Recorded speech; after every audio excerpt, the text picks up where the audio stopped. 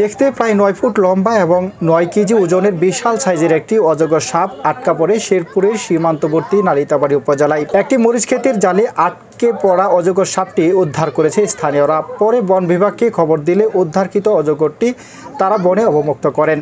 মঙ্গলবার বিকেলে হাতিপাগার গ্রামের সিরাজুল ইসলাম নামের এক কৃষকের ক্ষেতে সাপটি পাওয়া যায়।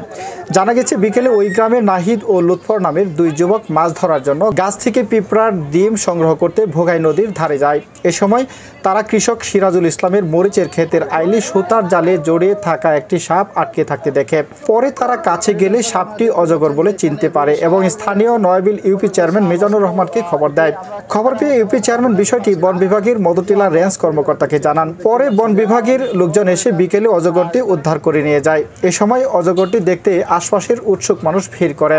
ধারণা করা হচ্ছে নদীপথে পাহাড়ের গহীন থেকে অজগরটি ভেসে এসে নদীর ধারের ক্ষেতের জালে আটকে পড়েছিল। উদ্ধারকৃত অজগরটি লম্বায় প্রায় 9 ফুটের উপরে এবং ওজন প্রায় 9 কেজি বলে জানিয়েছেন মধুটিলা রেঞ্জ কর্মকর্তা রফিকুল ইসলাম। তিনি জানায়, গায়ে আটকে থাকা জাল কেটে সন্ধ্যায় সম্পূর্ণ সুস্থ অবস্থায় অজগরটি মধুটিলা বনে অবমুক্ত করা হয়েছে।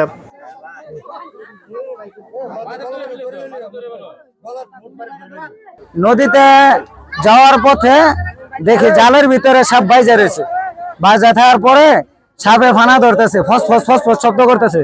পরে ওই আমার বাইসতে যায় আমার ডাক দিছে, যে বলতেছে যে বাইসতে দেখ সাপ দেখা যা। পরে গেছি, যা পরে দাউ দিয়া দড়ি কাটতে জাল কাটতে বস্তার ভিতরে মনে করেন যে অনেক কষ্ট হয়েছে। পরে বসছি বইরা, তারপরে বন বিভাগে ফোন দিচ্ছি, চেয়ারম্যানের কাছে বললাম, পরে সে ফোন দিছে, পরে আসছে।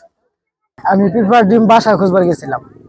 পরে আপনার দেখি জালের মধ্যে বাজ্যা আছিল। পরে আমি দেখে ডরায় মারছিলাম।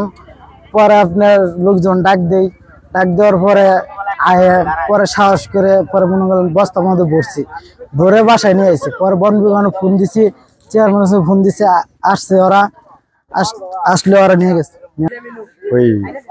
এই সাপ বন্য প্রাণী, এটা যদি কোনো লোকে এটা মারার কোনো নির্দেশ নেই।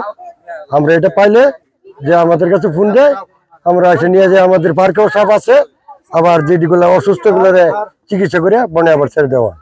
আর সাধারণ মানুষের কাছে আমাদের একটাই আহ্বান, বন্যপ্রাণীকে রক্ষা করুন, বনকে রক্ষা করুন, সবকিছুকে প্রকৃতিকে রক্ষা করুন। উজ্জ্বল, গ্লোবাল নিউজ বাংলা।